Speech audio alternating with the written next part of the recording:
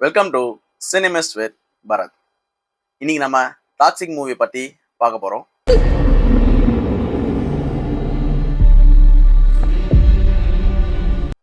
இந்த படத்தோட ஸ்டோரி என்னன்னா, ஸ்டோரி ஓப்பன் பண்றதே ஒரு சர்க்கஸோட இதுல இருந்தா ஓப்பன் பண்றாங்க. சர்க்கஸ் ஷோ ஒன்று ஓடிட்டு இருக்கு.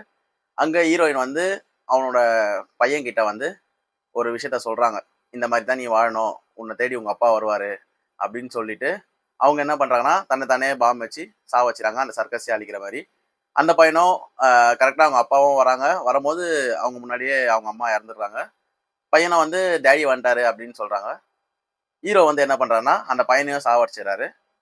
ஸோ அதுக்கப்புறம் தான் கதை ஸ்டார்ட் ஆகுது. இவன் எப்படி அம்மாவையும் சாவடிச்சிட்டான், அதாவது ஒய்ஃபையும் சாவடிச்சிட்டான், பையனையும் சாவடிச்சிட்டான்.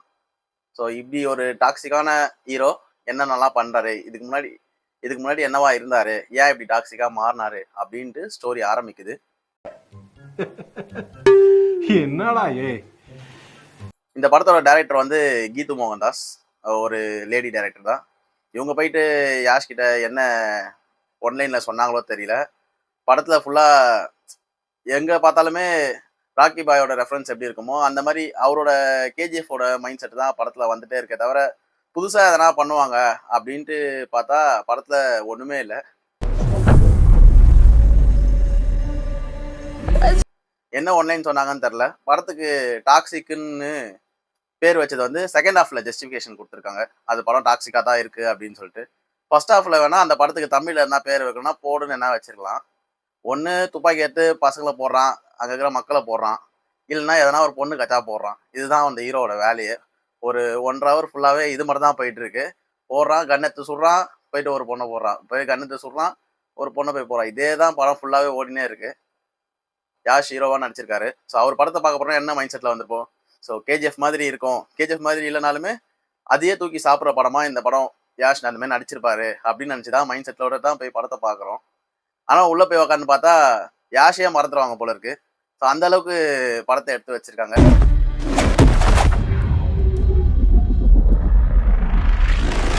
ஏன் இந்த மாதிரி ஒரு ஸ்டோரி லைனுக்குள்ளே போனாங்க அப்படின்றதே புரியல. படத்தில் ப்ளஸ்ன்னு சொல்கிற அளவுக்கு எதுவுமே இல்லை. மியூசிக் ஒன்று சொல்லலாம். ரவி பஷ்ரோட மியூசிக் ரொம்ப நல்லா பண்ணியிருந்தாரு. அண்ட் யஷோட ஆக்டிங் ஃபர்ஸ்ட் ஹாஃப்ல ரொம்ப நல்லா இருந்துச்சு. செகண்ட் ஹாஃப் தான் ரொம்ப மோசம் பண்ணிட்டாங்க.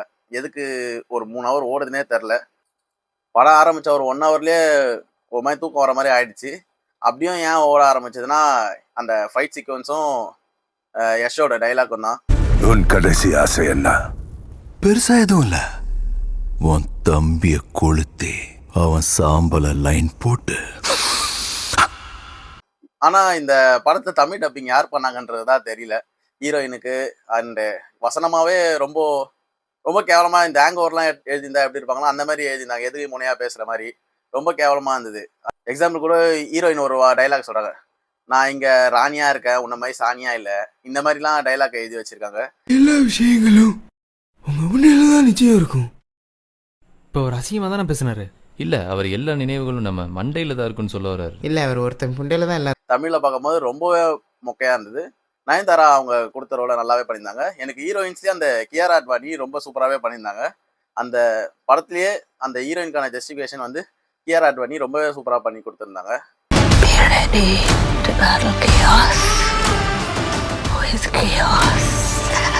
படம் ஃபுல்லாகவே ஒரே ஃப்ளாட்டாகவே போய் நின்றுச்சு. எதுக்கு படம் எடுத்தாங்கன்றது கூட தெரியல. சிம்பிள் ஸ்டோரி அதுதான்.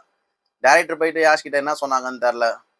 ஒரே லைனில் சொல்லிட்டு போனா நீ போய் போடணும்ப்பா அப்படின்னு தான் சொல்லியிருப்பாங்க போல படத்தில். படத்தை ஃபுல்லாக யாரை பார்க்குறியோ போட்டுரு அப்படின்ட்டு. அது பொண்ணாக இருந்தாலும் சரி, ஆளாக இருந்தாலும் சரி, எல்லாரையும் போய் போட்டுரு அப்படின்னு தான் சொல்லியிருப்பாங்க போல இது ஒன்லைனில். இவரும் ஓகே கேஜிஎஃப் மாதிரி ஒரு லைன் இருக்கே அப்படின்னு சொல்லிட்டு நடிச்சிடாரா என்னன்னு தெரில. படத்தில் சுத்தமாக உட்கார முடியல. பக்கத்தில் இருக்கவங்களாம் தூங்குறான். எனக்கும் தூக்கம் வந்துச்சு. என்ன பண்ணுறது, படம் அந்த மாதிரி ரொம்ப மட்டமாக எடுத்து வச்சிருக்காங்க. ஸோ இவ்வளோ கேவலமாக இருக்கும்னு தெரியல. அப்படி இருந்தும் ஓரளவுக்கு பார்க்க முடிஞ்சதுன்னா அந்த விஷுவல்ஸும் அவங்க எடுத்துன்னு போன லொக்கேஷன்ஸும் ரொம்ப சூப்பராகவே இருந்தது. விஎஃப்எக்ஸ் நல்லா பண்ணியிருந்தாங்க. அப்புறம் அந்த மியூசிக், இதை தாண்டி படத்தில் எதுவுமே இல்லை.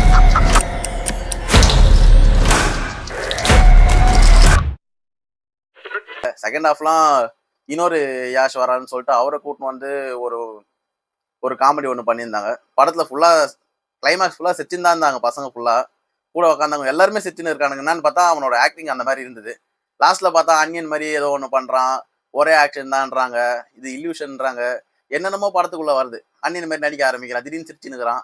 அப்புறம் பார்த்தா இது அவனோட இல்யூஷனு, அவன் ஒரு கேரக்டர் இல்லை, அந்த பையன் எப்பயோ செத்துறான் அப்படின்ற மாதிரி. நான் அப்பா பையன் கதையா இருக்கும், பையனை வந்து அப்பா வந்து சாவடிக்க போறான், துரு விக்ரம் இவங்க நடிச்சிருந்தாங்கல்ல மகான், அந்த மாதிரி ஏதோ ஒரு கான்செப்ட் வரப்போது போல, பையன் வந்து பழி வாங்க போறான் அப்பாவை அப்படின்னு நினைச்சா அதே மாதிரி சீக்வன்ஸ் எடுத்துன்னு போறாங்க.